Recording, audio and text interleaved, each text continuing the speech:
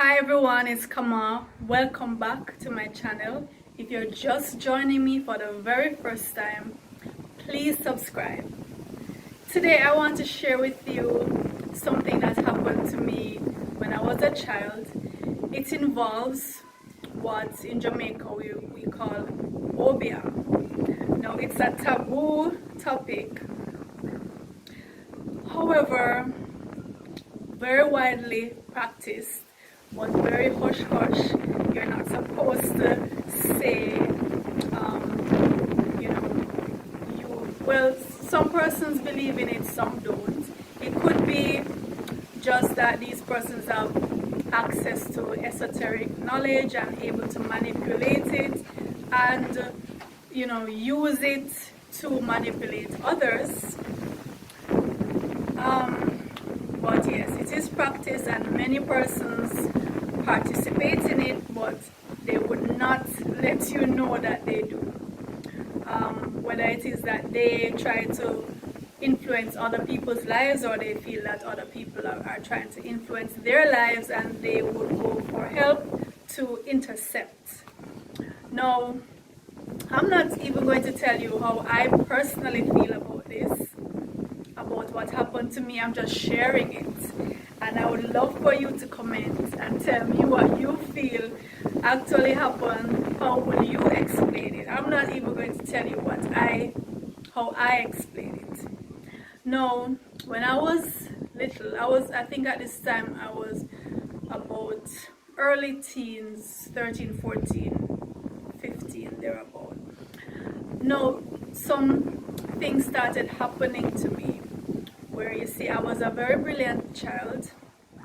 I was a valedictorian at my all-age school. From that time, I was considered an intellectual, most likely to succeed. And the word genius was tossed around. No, I started having very severe headaches. I started having very severe discomfort in my throat, as well as I would have what were called visitations from the spirit world. Now, what would happen today in today's scientific world, it would be called sleep paralysis. So what I was experiencing was that almost every night I would feel this weight on my body as if somebody or something was trying to hold me down. I couldn't see anything, but this presence was there. And this happened over and over. Almost every night I would wake up and I would cry for my grandmother to come and stay with me. It did not happen to anybody else as far as I know. So, being our tradition, persons will say, well, somebody set it on you, or somebody set a spirit to follow you or to do you harm because they're jealous of how brilliant I was. Now remember, I'm a child, so I'm just soaking in all of this, trying to make sense of it. So ultimately it was decided that they would take me to a reader woman. Now the reader woman is a person who would tell you if someone has set a spirit on you or is trying to harm you, right? So she's not really the Obeah woman. She's like the middle person, right? So I was taken to this reader woman, and I remember going to the yard and we had to go around a tree 3 times, and we had to, I think, drop pennies in a basin there as token to the spirits, as far as I can remember. It was so long ago. And then I was told to undress and I was given a herbal bath, and then I was standing naked in a room and she was spitting herbal tea at me. I remember very clearly she was spitting at me, and she did the reading and she told my folks that yes, somebody had said something on me, so I would need to go to the actual Obeah woman in Portland to undo it, right? So eventually I went. A relative took me.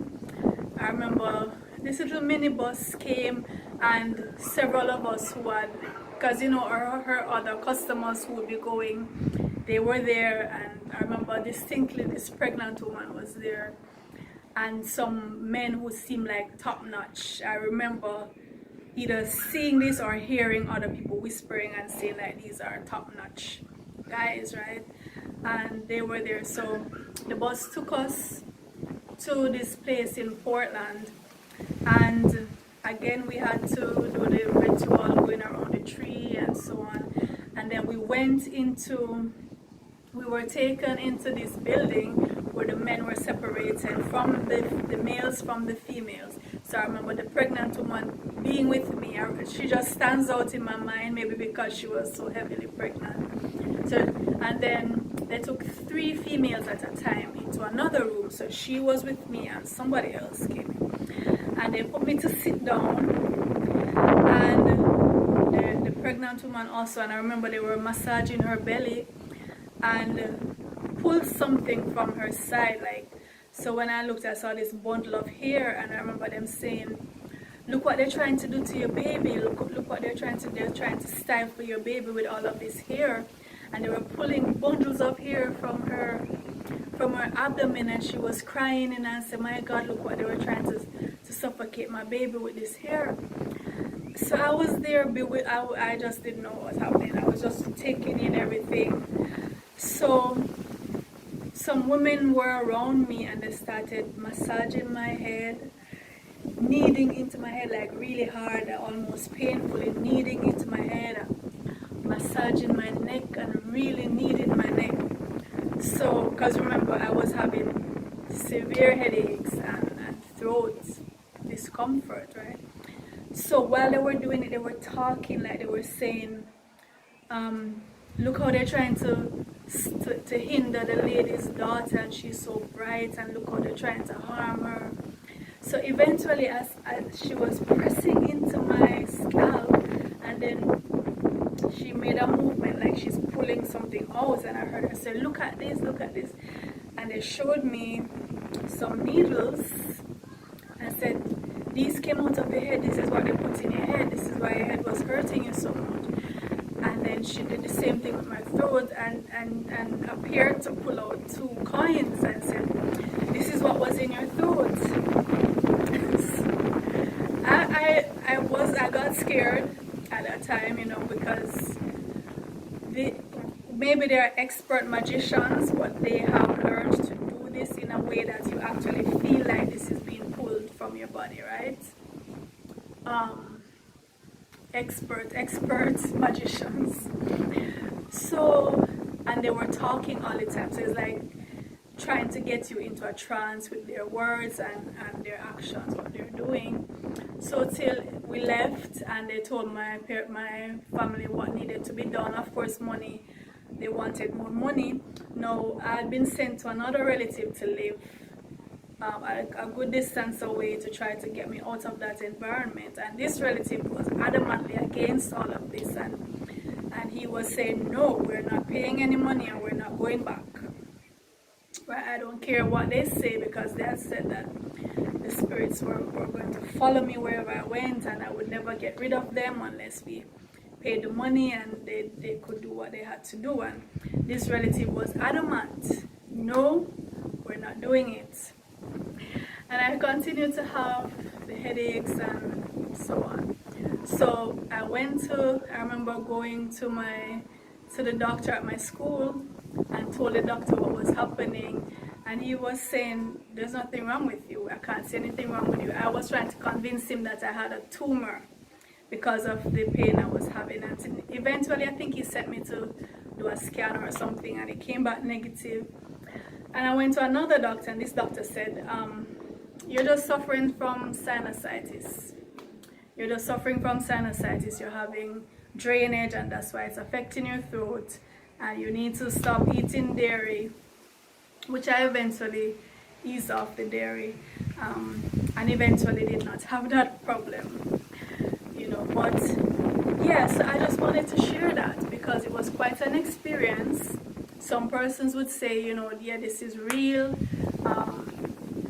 Persons were trying to hurt you, and they actually did this. because the way that these women work, I'm telling you, you would actually believe, you would actually feel the thing coming from your head and your throat. But I know that there are persons skilled in this way who are able to manipulate things in this way. Let me know what you would think of this experience, and please like and share and subscribe. Write in the comments how you feel about this experience that I had nearly 30 years ago.